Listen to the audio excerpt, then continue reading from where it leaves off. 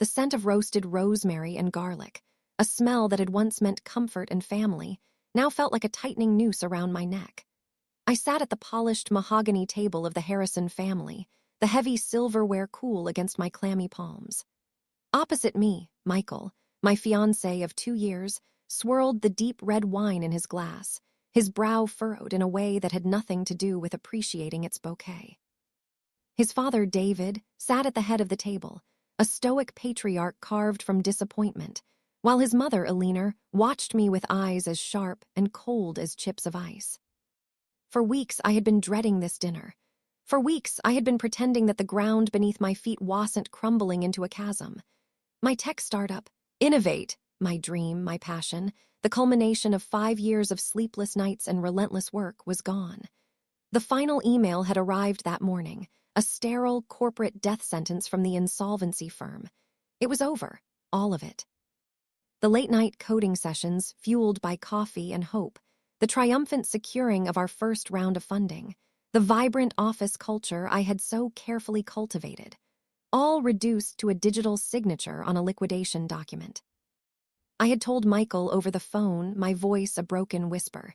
He had been quiet, unnervingly so. Well, talk at dinner was all he'd said. At my parents', I should have known then. This wasn't to be a circle of comfort, it was a tribunal. Amelia, David began, his voice a low rumble that cut through the strained silence. He placed his fork down with deliberate precision, the clink against the fine china sounding like a gavel. Michael tells us you have some news. I swallowed, my throat suddenly dry. All eyes were on me. I looked to Michael for support, for a reassuring glance, anything. He wouldn't meet my gaze, his attention resolutely fixed on the pattern of the Persian rug beneath his feet. He had already abandoned me. Yes, I said, my voice smaller than I intended. Innovate, we had to close it down. The last funding round fell through, and we couldn't sustain the operational costs any longer. I had to let everyone go. We're filing for bankruptcy. The word bankruptcy hung in the air, ugly and foul. Eleanor let out a soft, theatrical gasp, her hand flying to the pearls at her throat. Bankruptcy? My heavens, Amelia, what on earth happened? I thought you were doing so wonderfully. We told all our friends at the club how our future daughter-in-law was the next tech mogul. Her words were laced with a saccharine venom. It wasn't concern, it was social embarrassment. I had tarnished their brand. The market shifted, I explained, trying to keep the tremor from my voice. A larger competitor launched a similar product with a massive marketing budget. We just couldn't compete. It happened faster than we could adapt. David grunted, a sound of pure derision. Adapt. A good business leader anticipates the market, they don't react to it. It sounds like poor management, plain and simple. It wasn't that simple, David, I started, but he held up a hand, silencing me. What I want to know, he said, leaning forward, his eyes boring into me, is what this means for your future, for Michael's future. And there it was, the heart of the matter.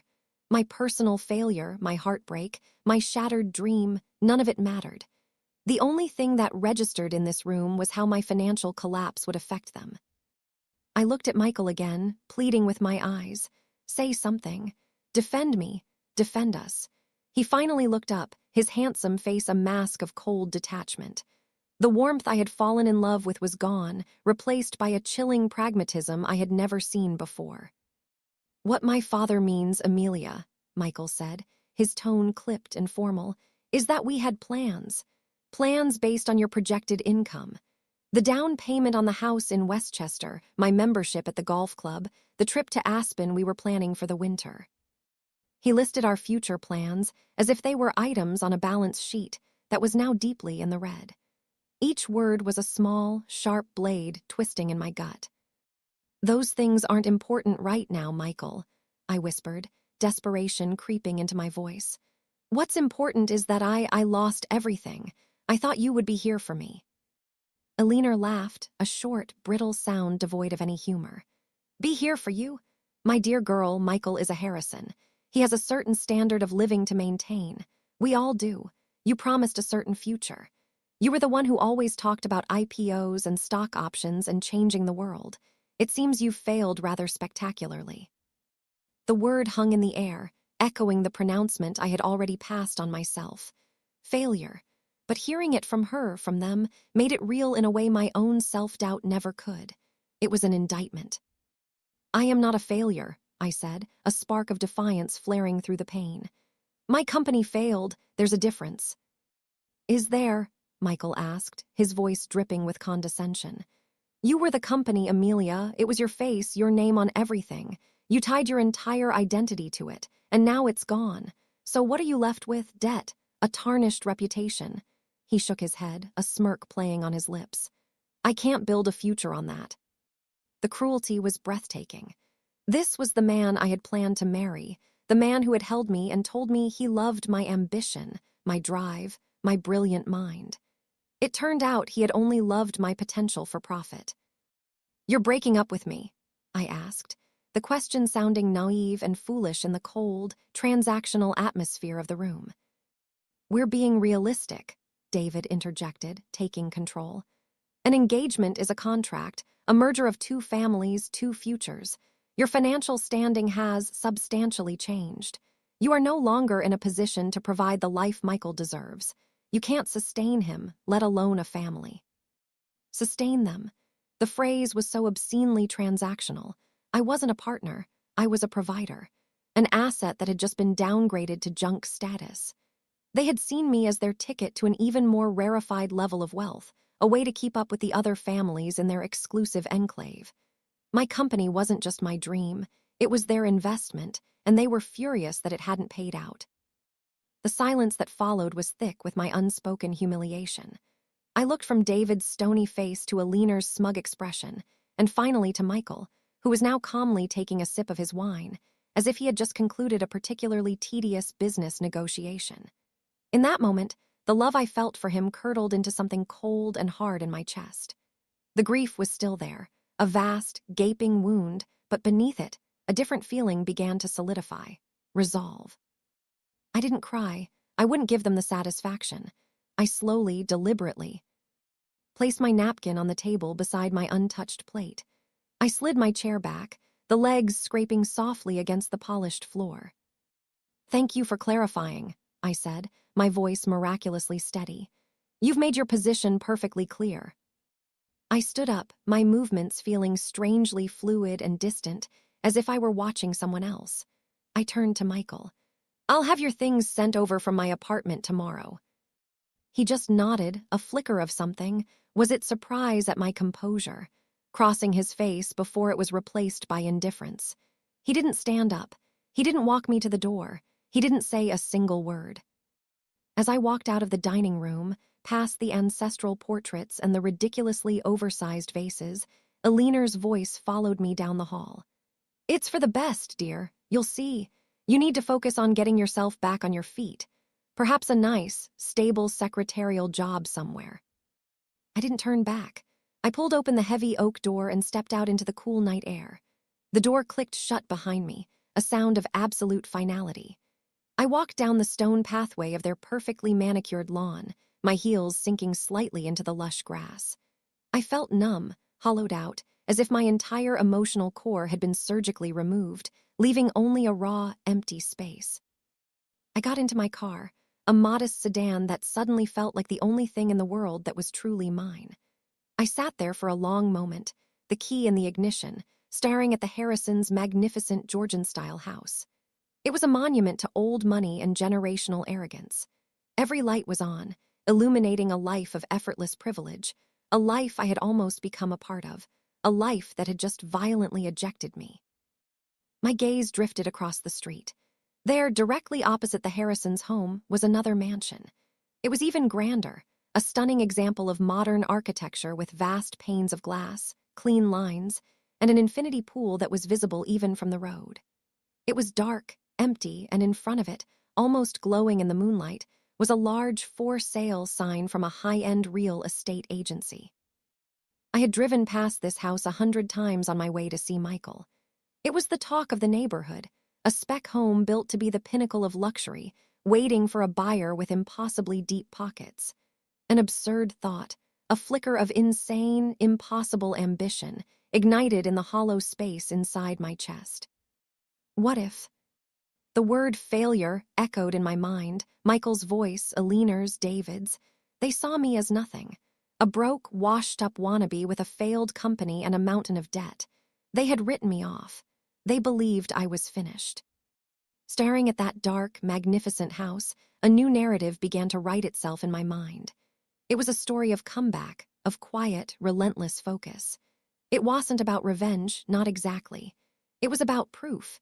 It was about building something so undeniable, so overwhelmingly successful, that their judgment would become utterly irrelevant. I started the car, the engine humming to life in the quiet street. A single tear, hot and sharp, finally escaped and traced a path down my cheek. It wasn't a tear of sadness. It was a tear of rage, of grief, of a promise I was making to myself. I drove away from that street, from the man I thought I loved, and from the life I thought I wanted. I didn't know how I would do it. I had no money, no company, no clear path. All I had was the burning image of that house and a new, singular purpose solidifying in my soul. I would spend the next 3 years, or however long it took, completely and utterly focused on one single project. And the very first thing I would do with the profits, the very first tangible result of my success, would be to buy that mansion. I would live in it. And every single morning, when the Harrisons woke up and drew their curtains, my success would be the first thing they saw. It would be the last thing they saw at night. It would be a silent, ever-present testament to the woman they had so casually, so cruelly, dismissed as a failure. The road ahead was a terrifying unknown, but for the first time in months, I wasn't looking back. I was looking forward, and I was looking across the street. The first week was a blur of logistical nightmares and quiet, suffocating grief. Closing down a company is like presiding over a funeral and dismantling a house at the same time. I had to oversee the sale of office furniture for pennies on the dollar, pack up personal belongings of employees who now wouldn't look me in the eye, and field calls from angry creditors. Each task was a fresh stab of failure. My apartment, once a sanctuary, became a warehouse of memories I couldn't bear to face.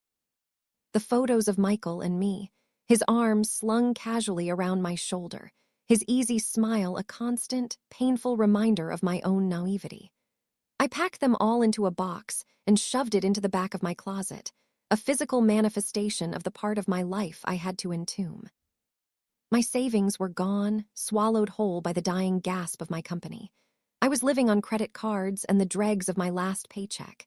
The humiliation was a constant companion, a heavy cloak I couldn't shrug off. I avoided calls from friends, ashamed to admit the full extent of the disaster. Their well-meaning platitudes would have felt like sandpaper on my raw nerves. I needed solitude not to wallow, but to rebuild. The first practical step was survival. I sold my car, trading the convenience for a much-needed infusion of cash that would cover my rent for a few months. I started taking the bus, a humbling experience that gave me hours of unwanted time to think. On those long, rattling journeys across the city, I'd stare out the window, the faces of strangers blurring into a meaningless tableau. The image of the mansion across the street from the Harrisons was my North Star, the single point of light in the overwhelming darkness. It was an obsession, a fantasy so audacious it felt like the only thing that could pull me out of the mire. I knew I couldn't jump back into the tech world in the same way. My reputation in the local startup scene was mud. The story of Innovate's spectacular flameout had spread like wildfire. I was the cautionary tale whispered about at networking events. No venture capitalist would touch a project with my name on it for years. I needed something different, a field where my skills were transferable, but my past wasn't a liability. I needed a project that was quiet, complex, and had the potential for an exponential payoff. My search began in the most unglamorous of places, the dusty back rooms of the university library. I spent my days surrounded by the smell of old paper and forgotten knowledge, diving into subjects far removed from the sleek, fast-paced world of software development. I explored renewable energy, bioinformatics, and materials science. I was looking for a niche, an overlooked problem. A technological gap that a single, focused mind could exploit. It was during a deep dive into agricultural technology that I found it. I stumbled upon a research paper from a Dutch university about automated AI-driven vertical farming.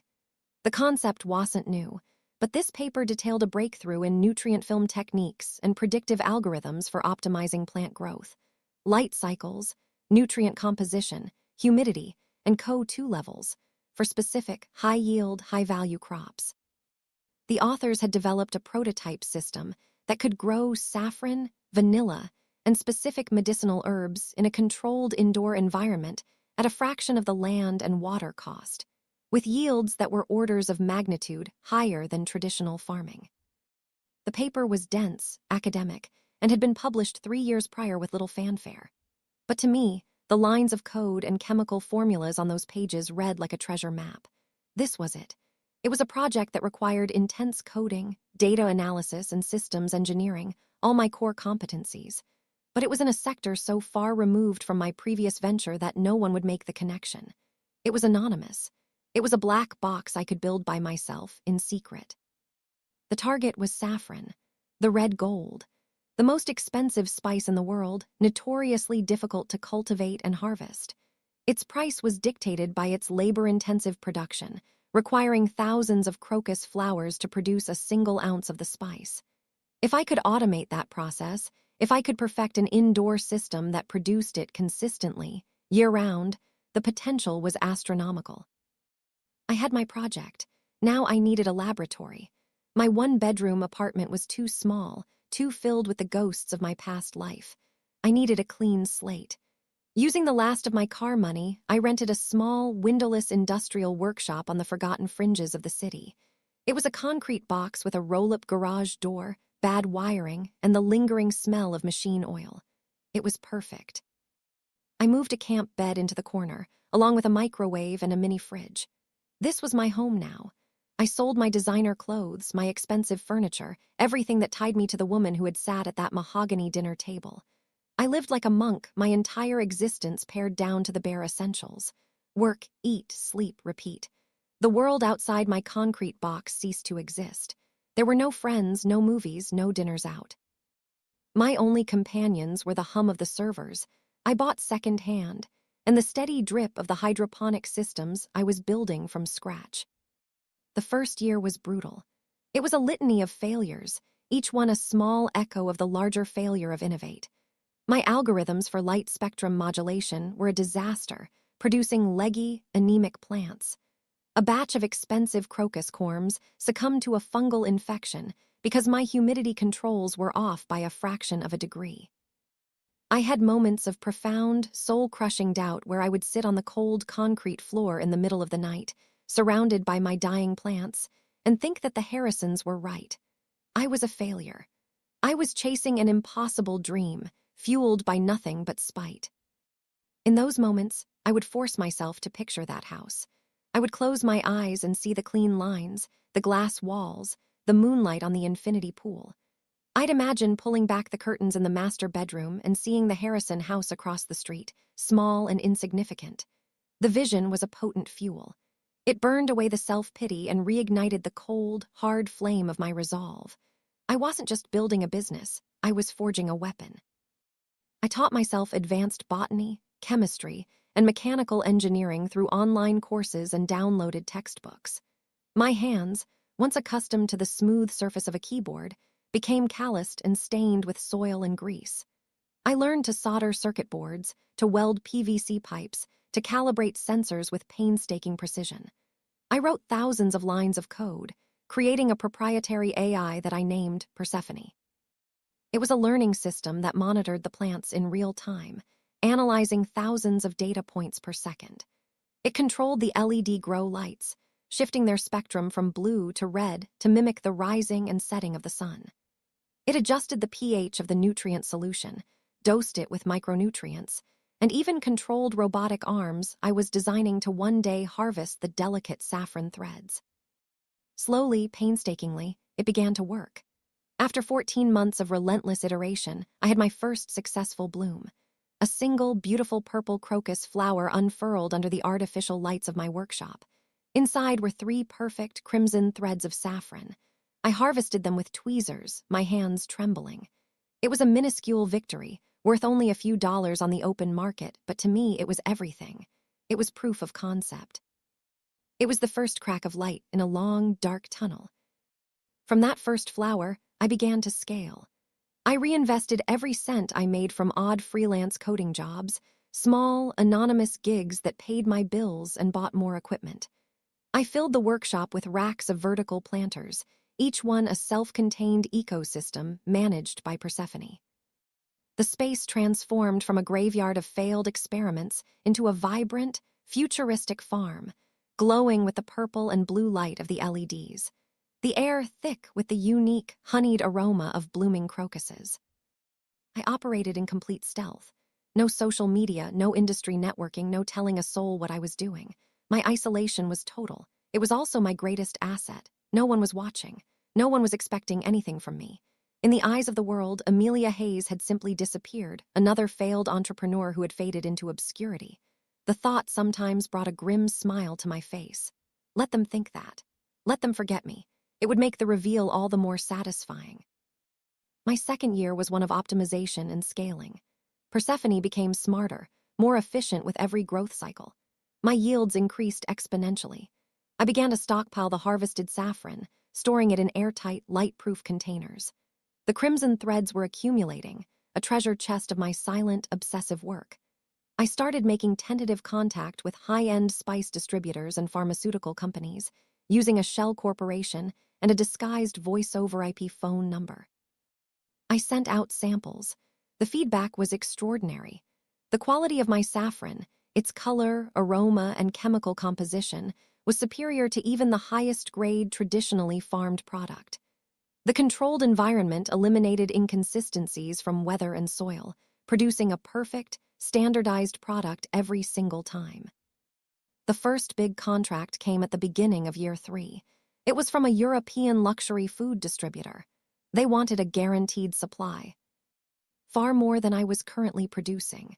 The contract was worth more money than Innovate had made in its entire 5-year existence.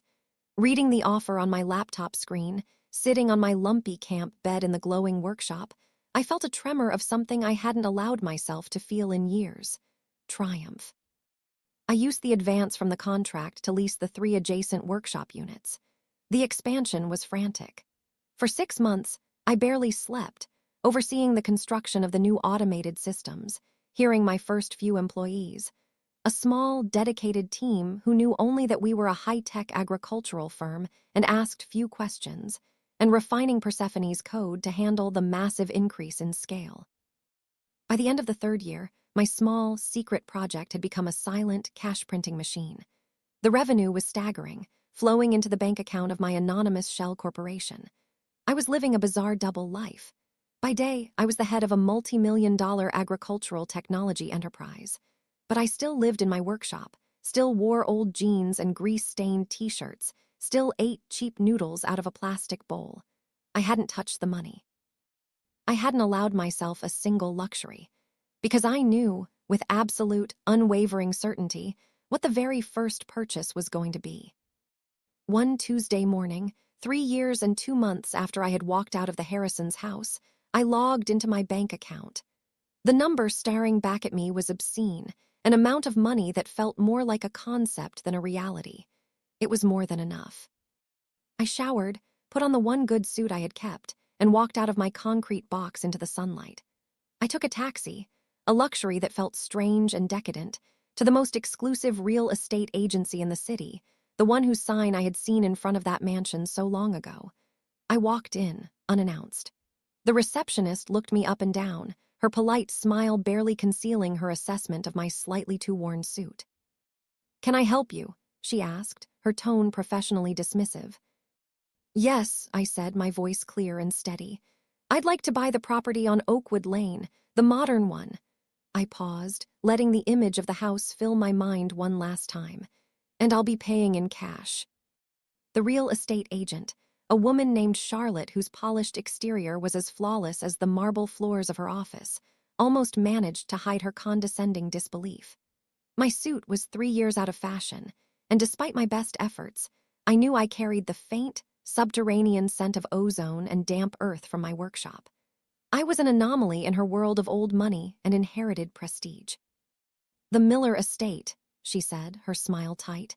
"It's a magnificent property. Are you pre-approved for a mortgage of that magnitude?" "I won't need a mortgage," I replied, my voice even. I slid a piece of paper across the vast expanse of her glass desk. It was a letter from a private bank, confirming my identity and my available liquid assets. Charlotte picked it up with manicured fingers. Her eyes scanned the first line, then widened almost imperceptibly. She read it again, her professional mask slipping for a fraction of a second to reveal naked shock. The number on that page was not just enough to buy the house, it was enough to buy the entire street. She slowly placed the letter back on the desk, her posture completely transformed. The condescension evaporated, replaced by an almost reverential deference. "My apologies, Miss Hayes," she said, her voice now a silky purr. "Of course, we can begin the paperwork immediately. I'll just need your lawyer's contact information. We can have this closed within the week if you wish." "I wish," I said. "The offer is for the full asking price. Non-negotiable. I want it closed by Friday." The next few days were a whirlwind of legal jargon and electronic signatures. I handled it all from my laptop in the workshop, a multi-million-dollar real estate transaction conducted from a folding chair next to a humming server rack. It felt surreal, a collision of my two worlds. My lawyer, a stern, efficient man I'd hired online, handled everything with brisk professionalism, no questions asked. To him, I was just another wealthy, eccentric client. He had no idea that the address of the property I was buying was the entire point of the exercise. On Friday afternoon, I got the call. "Congratulations, Ms. Hayes. You are the owner of 412 Oakwood Lane. The keys are with the concierge service." I hung up the phone. For a moment, I just sat there in the purple glow of the grow lights, the air thick with the scent of saffron. I had done it. The impossible, insane goal I had set for myself in a moment of utter despair was now a reality. I felt a surge of triumph, sharp and fierce, but it was followed by a strange, hollow echo. I had been so focused on the chase, I hadn't thought about what it would feel like to actually catch it. I drove my newly purchased, but still modest, electric car to the house that evening. The sold sticker was a slash of triumphant red across the real estate sign. I used the code the concierge had given me, and the massive, pivoting front door swung open with a silent, hydraulic hiss. Stepping inside was like entering a cathedral of modern design. The ceilings soared 2 stories high. A wall of glass looked out over the back lawn and the infinity pool, which was glowing with a soft, azure light. The floors were polished white travertine, and a floating staircase with a glass balustrade led to the upper level. The house was completely empty, a vast, echoing cavern of white walls and empty spaces. The sheer scale of it was dizzying. After 3 years in a concrete box, the open space felt both liberating and terrifying. My footsteps echoed loudly in the silence. I walked through the cavernous rooms, my hand trailing along the cold stone countertops in the kitchen and the smooth, cool glass of the floor-to-ceiling windows. I went upstairs to the master suite. It was a space larger than my entire workshop. The bedroom, the bathroom with its freestanding tub, the closet the size of my old apartment. It was all designed for a life I couldn't even imagine living. The main feature, the one that had sold me on the house from a single glance 3 years ago, was the wall of glass that made up the entire front of the bedroom. It offered a perfect, unobstructed, panoramic view of the house directly across the street. The Harrison house. I stood there in the darkness of my empty new home and I watched them. Their lights were on, casting a warm, golden glow. It looked like a perfect portrait of domestic bliss. I could see the chandelier in their dining room, the very room where my life had been dismantled. I saw a car pull into their driveway, Michael's car. He got out, dressed in a suit, carrying a briefcase. A few moments later, the front door opened. A woman with long blonde hair greeted him. Sophia. I recognized her from some of Michael's old photos. They had dated briefly in college. She kissed him, a casual, familiar gesture. They went inside and the door closed. So he had moved on. Of course he had. He had found another woman, one who presumably met the Harrisons' exacting standards, one who wouldn't fail.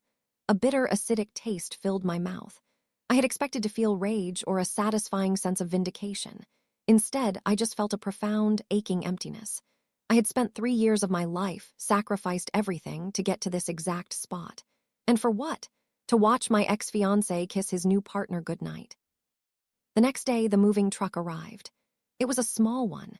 It carried my camp bed, my folding chair and table, my microwave, my servers, and several boxes of books and schematics. I directed the movers to take everything to the master suite. They looked at me, then at the vast, empty mansion, their faces a mixture of confusion and pity, assuming I was the victim of a messy divorce who had been left with nothing but the house. I set up my bed in the corner of the massive bedroom. I placed my folding table and chair directly in front of the glass wall, my laptop positioned for a perfect view of the Harrison residence. This was my new command center. I had no intention of furnishing the rest of the house, not yet. The emptiness felt appropriate, a reflection of my own hollowed-out life. The house wasn't a home, it was a statement, an observation post. It didn't take them long to notice. The next morning, a Saturday, I was sitting at my makeshift desk, sipping instant coffee from a mug and reviewing production yields from the facility, when I saw the first sign of activity. Eleanor Harrison came out to get the morning paper from her driveway. She was wearing a silk robe. As she turned to go back inside, her eyes were drawn to the house across the street. She stopped. The sold sign was unmissable. She stared at it for a long, hard moment, a flicker of neighborly curiosity on her face. Then, her gaze lifted from the sign to the house itself, and specifically, to the huge window of the master bedroom where a lone figure was sitting. Me. Even from across the street, I saw the exact moment she recognized me. Her body went rigid. The newspaper slipped from her fingers and fell to the manicured lawn, forgotten. Her mouth opened slightly. She stood there, frozen for what felt like an eternity, her mind clearly struggling to process the impossible. Amelia Hayes, the failure, the girl they had thrown out like garbage. How could she possibly be here in the most expensive house on the block? She turned and practically ran back into her house. A few minutes later, the curtains in their own master bedroom, directly opposite mine, were drawn with a sharp, violent tug. It was the first shot fired in a war they didn't even know we were fighting. Later that day, Michael and Sophia came out. They were heading to his convertible for what looked like a weekend outing. He was laughing at something she said, but his eyes, as if drawn by a magnet, flickered over to my house. He saw the sign. His laughter died. He stopped, his car keys dangling from his hand. He squinted, trying to peer into the reflective glass of my windows. Sophia asked him what was wrong, tugging on his arm. He just shook his head, a deep, confused frown on his face. He looked unsettled, like he'd seen a ghost. For the rest of the day, I noticed them watching, peeking through their newly drawn curtains, stepping out onto their porch for no reason. The placid, predictable rhythm of their lives had been disrupted. A question mark had moved in across the street. The sheer audacity of it was what would get to them the most. I hadn't just become successful. I hadn't just moved to a nice neighborhood. I had chosen this specific house. I had paid a premium to plant my victory directly in their line of sight, an inescapable architectural monument to their gross miscalculation. It wasn't a passive "I am doing well." It was an active, deliberate look at what you threw away. For the next week, I lived a Spartan existence in my glass palace. I worked, I ate my simple meals, and I watched. I learned their routines. David left for the golf club at 9 a.m. every morning. Eleanor had friends over for bridge on Tuesdays. Michael and Sophia went for a run together every evening at 6 p.m., and with every passing day, I could feel their unease growing. Their glances across the street became more frequent, more furtive. They started keeping their curtains drawn more often, as if my presence, my very existence, was an unwelcome intrusion of sunlight into their carefully curated world. One afternoon, a welcome basket appeared on my doorstep. It was from a neighbor a few doors down, a woman named Olivia. It contained a bottle of wine, some local cheese, and a friendly, handwritten card. I was touched by the normal human gesture. It was a stark reminder of the world I had cut myself off from. I realized with a jolt that Olivia was the first person to show me any unsolicited kindness in 3 years. That evening, as I watched the lights of the Harrison house switch on one by one against the deepening twilight, I considered the basket sitting on my empty kitchen counter. I had achieved the goal. My success was no longer an abstract number in a bank account. It was 4,000 square feet of steel, glass, and undeniable presence. The first part of my plan was complete. But sitting there, alone in the echoing silence of the enormous house, I was forced to confront the question that I had been avoiding for 3 years. I had proven them wrong. But what had I proven to myself? And now that I had their attention, what was I going to do with it? The breaking point came, as I knew it would, on a Sunday. It was a week after I'd moved in. I was on a video call with my new operations manager, a brilliant woman named Hannah whom I'd poached from a major logistics firm. We were discussing the final stages of a planned expansion into the European market, a move that would triple our production capacity. I was sitting at my folding table, the stark, empty room behind me a strange backdrop for a multi-million-dollar strategy session. From the corner of my eye, I saw movement across the street. The heavy oak door of the Harrison house opened, and 2 figures emerged, walking with stiff, self-important purpose directly towards my front door. It was Michael and his mother. I calmly finished my sentence to Hannah. Let's review the final projections on Tuesday. Send me the revised CapEx report by end of day. I ended the call just as my doorbell chimed, its melodic, multi-tone ring echoing through the cavernous space. I didn't hurry. I took a deep breath, smoothing down my simple black t-shirt. I felt a strange sense of calm, the detached focus of a scientist observing a long-anticipated chemical reaction. I had rehearsed this moment in my mind 1,000 times, and now that it was here, the anxiety was gone, replaced by a crystalline clarity. I opened the door. They stood on my porch, Alina dressed in a pastel Chanel suit that screamed country club brunch, and Michael in a polo shirt and slacks, his face a carefully constructed mask of casual indifference that didn't quite hide the tension in his jaw. Alina was the first to speak, her voice oozing a forced, syrupy sweetness. Amelia, darling, we saw you, moved in. We were just so surprised. We had to come over and say welcome to the neighborhood. Her eyes darted past me, trying to take in the vast, empty foyer, her expression flickering with confusion. Alina, Michael, I said, my tone polite and completely neutral. I didn't smile. I didn't invite them in. I simply stood in the doorway, a human barrier to the life I had built. It's quite a house, Michael said, trying for a light, breezy tone and failing miserably. He gestured vaguely at the soaring ceiling. Must have cost a fortune. I didn't realize you had landed on your feet so well. It wasn't a compliment. It was a question disguised as one. How did you do this? I've been fortunate, I replied, the single greatest understatement of my life. Alina's patience for pretense was clearly wearing thin. Her smile became more strained. Fortunate? Amelia, please, there's no need to be coy. We're all friends here. David and I were worried about you after your little business venture went under. We never would have imagined. She trailed off, gesturing at the house again, her hand fluttering in a gesture of dismissive disbelief. You needn't have worried, I said, my voice still quiet, still calm. I'm a resourceful person. Resourceful enough to buy the Miller estate in cash, Michael blurted out, the mask finally slipping. I called Charlotte at the agency. She was very discreet, but she confirmed the buyer wasn't a corporation. It was an individual, you. He took a step forward, his voice dropping. How, Amelia? Did you win the lottery? An inheritance? He was searching for an explanation that would make sense in his world, a world where wealth was acquired through luck or lineage, not through grit and relentless, obsessive work. He couldn't conceive of a reality where I had simply outturned him, outturned his entire family, through my own intellect and effort. My finances are my own concern, Michael, I said. The politeness, the refusal to engage, was driving them mad. Alina dropped the sweet act entirely. Her face hardened into the familiar, cruel lines I remembered from that final dinner. I think we have a right to know. After all we did for you, welcoming you into our family, for you to show up here in this ostentatious display, it's deliberately provocative, it's tasteless. I almost laughed. The sheer, unadulterated arrogance of it was breathtaking.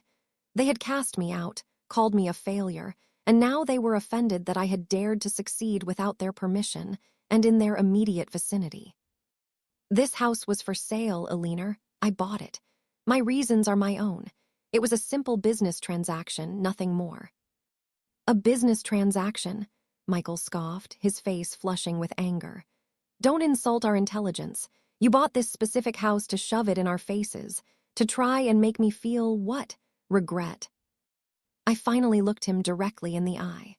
The man I saw was not the titan of industry I had once admired, but a spoiled, insecure boy who was terrified by a world he couldn't control. What you feel, Michael, is of no interest to me whatsoever, I said, and the truth of that statement settled deep in my bones. It was true. Somewhere in the past 3 years, in the solitude of my workshop, my motivation had shifted. It had started as a quest for revenge, a burning need to prove him wrong. But it had evolved into something purer, a need to prove myself right. His regret was irrelevant.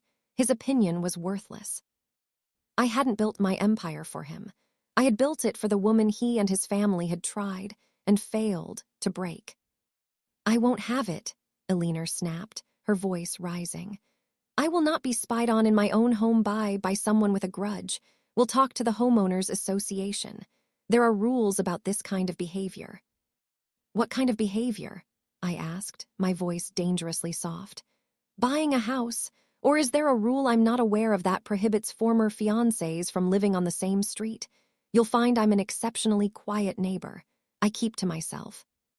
Their outrage was deflating in the face of my impenetrable calm. They had come expecting a screaming match, tears, a dramatic confrontation. They wanted an emotional payoff, a scene that would confirm their narrative of me as a scorned, hysterical woman. I was giving them nothing, just quiet, unshakable, wealthy indifference. Michael seemed to deflate, a flicker of something that looked almost like pain crossing his face. Amelia, I don't understand. The woman I knew, The woman you knew lost everything, I finished for him, my voice still even but with an edge of cold steel. And you and your family told her she was a failure who wasn't capable of sustaining you. You were very clear. I listened. I learned. Now, if you'll excuse me, I have work to do. I moved to close the door. Michael put his hand out to stop it. Wait, can we just talk for a minute? We are talking, I said, and now we're finished. I looked pointedly at his hand until he removed it. Then I closed the door, the soft, expensive click of the lock sealing them out. I leaned against the cool wood for a moment, my heart finally hammering in my chest. I didn't go to the window to watch them leave. It didn't matter. The confrontation had been a turning point. It had lanced a boil, releasing a poison I hadn't even realized I was still carrying. In refusing to give them the reaction they craved, I had taken back the last piece of power they held over me. That evening, I did something I hadn't done in 3 years. I took a break. I didn't work. I walked through the empty, echoing rooms of my house, not as an observation post, but as a space that belonged to me. The hollow feeling was still there, but it was different now. It felt less like an emptiness and more like a blank canvas. I found the welcome basket from my neighbor, Olivia. I opened the bottle of wine, a crisp Sauvignon Blanc, and poured myself a glass. It tasted like freedom. I sat on the floor in the massive, unfurnished living room, staring out the back windows at the pool, its surface glittering under the stars. The silence was no longer oppressive. It was peaceful. My phone buzzed. It was a notification from Persephone. A new strain of medicinal herb we'd been cultivating had achieved a 99.8% purity level in its active compounds, a result that would make our pharmaceutical clients ecstatic. It was another victory, one that was entirely mine, untainted by the past. The next day, I made 2 calls. The first was to a high-end furniture store. I need a bed, I said. The most comfortable one you have, and a desk, something made of real wood, and a chair for reading. The second call was to a local nursery. I ordered 3 mature olive trees to be planted in the front yard. They were a symbol of peace and longevity. They had nothing to do with the view across the street. That evening, as my new bed was being assembled in a smaller guest room, I decided the master suite with its panoramic view felt more like a prison than a sanctuary. I wrote a thank you note to Olivia. Thank you so much for the lovely basket. The wine was perfect. I'd love to take you to lunch sometime next week to thank you properly if you're free. It's about time I met my neighbors. Amelia. I walked across my manicured lawn under the darkening sky and slipped the note into her mailbox. As I turned back, I glanced at the Harrison house. The curtains were drawn tight as usual, but for the first time I didn't feel a grim sense of satisfaction. I felt a faint, distant pity. They were hiding from the world. I was just beginning to step back into it. Lunch with Olivia was a revelation.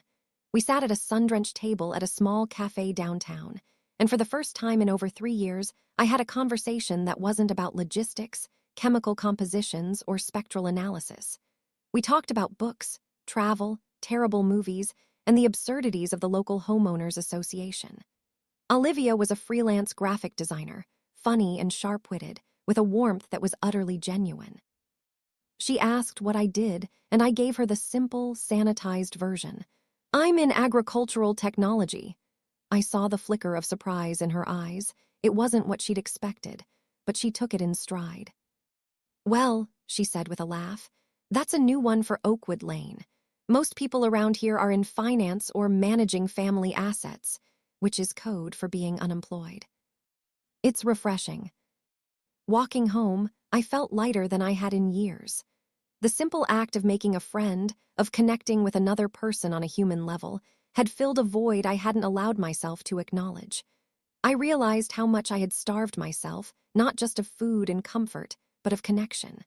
My singular focus had been a shield, but it had also been a cage. Slowly, cautiously, I began to dismantle that cage. The house transformed. The sterile, empty rooms bloomed with life. I hired a designer not to create a showpiece, but to help me build a sanctuary. We filled the spaces with comfortable, modern furniture, rich textures, and art that I loved. A grand piano was delivered to the living room. I had played as a child and decided it was time to play again. The guest room where I'd slept became a proper office, and I finally moved into the master suite.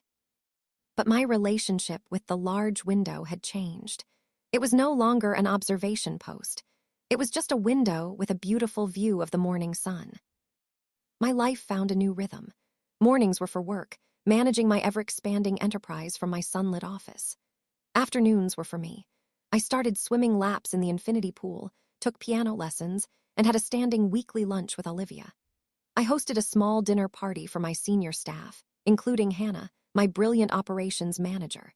Seeing my home filled with the laughter and intelligent conversation of the team I had built was more satisfying than any financial report. And as my world expanded, the world of the Harrisons seemed to shrink. Their decline wasn't dramatic. It was a slow, quiet erosion. I learned from Olivia, who was a connoisseur of neighborhood gossip, that David Harrison's investment firm had taken a massive, unrecoverable hit. He made a series of risky bets, trying to keep up in a world that was leaving his old money strategies behind. He sold his beloved Bentley and was seen driving a much more modest Lexus. Eleanor canceled her annual charity gala, citing unforeseen circumstances. They were small things, but in a world built on the performance of effortless wealth, they were seismic cracks in the foundation. The tension between Michael and Sophia became palpable. I'd see them on their evening runs, jogging in stony silence, a foot of angry air between them. I saw them arguing in their driveway, her gestures sharp and accusatory, his posture defensive and weary. Their perfect facade was crumbling under a pressure they couldn't name, the pressure of a silent, omnipresent reminder of a different life, a different choice, living directly across the street. My success wasn't just an insult. It was a mirror reflecting their own stagnation. The final confrontation came on a rainy Tuesday night about 6 months after I'd moved in. The doorbell rang, and I knew, with a bone-deep certainty, who it would be. I opened the door to find Michael standing on the porch, alone, rain slicking his hair to his forehead. He looked older, tired. The easy arrogance was gone, replaced by a raw, haunted look in his eyes. "Can I come in?" he asked, his voice rough. "Please, just for 5 minutes." I hesitated, then stepped aside. He walked into the foyer, his gaze sweeping over the warm, inviting space, the art on the walls, the soft light from the lamps, the faint sound of a Debussy piece coming from the piano's speaker system. This wasn't the empty, sterile box he had visited before. This was a home. my home. You've done a lot with the place, he said, his voice quiet. I live here, I replied simply. What do you want, Michael? He turned to face me, and the anguish on his face was real. I want to understand, he whispered. All of this, he gestured around the room. The company, I looked you up, or I tried to. It's all shell corporations and holding companies, but the revenue reports are public if you know where to dig. The numbers are astronomical. What you're doing is revolutionary. I had a good idea, I said. No, it's more than that, he insisted, taking a step closer. You had a vision, and you did it all yourself, after what we did, what I did. He finally looked at me, his eyes pleading. I was a fool, Amelia. I was an arrogant, blind, pathetic fool. I listened to my parents. I was terrified of what people would think. I let the best thing in my life walk out the door because I was a coward. He paused, waiting for a reaction. I gave him none. I just listened, a placid observer to his painful confession. Sophia and I, it's over, he continued, as if this were a crucial piece of information. It was never going to work. She was you. She didn't challenge me. She didn't have that fire. He reached out as if to touch my arm, but let his hand fall. I know it's insane to even ask this. I know I don't deserve it. But I look at you now, and all I can think is that we could have built all of this together. It's not too late, is it? We could. I held up a hand, and he fell silent. I'm going to stop you there, Michael, I said, my voice gentle but firm. There was no anger left in me, no desire for retribution. All I felt was a sort of clinical pity. You're right. You were a fool. You were a coward. You broke my heart in the cruelest way imaginable, and for that I am eternally grateful. Confusion washed over his face. Grateful. Yes, I said, a small, genuine smile touching my lips for the first time. What you and your family did to me was the most liberating experience of my life. You burned my old life to the ground, and you forced me to build a new one from the ashes. A better one. The woman you're so impressed with now, the one with the successful company and the beautiful house. She was forged in the fire of that humiliation. I would not exist without it. So, thank you. I let the words settle in the quiet space between us. He looked utterly lost, as if the world had tilted off its axis. He had come here for absolution, for a second chance, for a dramatic scene. He was getting a calm, rational, and complete dismissal. So that's it, he asked, his voice cracking. You just hate me. No, I said, and it was the honest truth. I don't hate you, Michael. To hate you, I would have to feel something for you, and I don't. I feel nothing at all. That was the final blow. I could see it in his eyes. The knowledge that he had become completely and utterly irrelevant to me was more devastating than any hateful words could ever be. He had no power over me anymore, not even the power to inspire anger. You should go, I said softly. He nodded numbly, then turned and walked out the door, back into the rain. I watched him cross the street, a hunched, defeated figure disappearing into the oppressive darkness of his parents' house. I closed the door and leaned against it, breathing out a long, slow sigh. It was over. The final ghost had been exorcised. The story was complete. Later that evening, I sat at my piano, my fingers gliding over the keys. A storm had broken, and the rain lashed against the large windows. I looked across the street. The Harrison house was mostly dark, a single light burning in an upstairs window. It looked sad and tired. It no longer held any power. It was just another house on another street. I turned away from the window, back toward the warm, welcoming light of my living room. Olivia and Hannah were coming over for wine later. The blueprints for the new R&D facility in Singapore were on my desk, waiting for my approval. My life was here, within these walls, and stretching out into a future that I was building on my own terms. The past was a closed book, and for the first time I felt truly, completely, and gloriously free.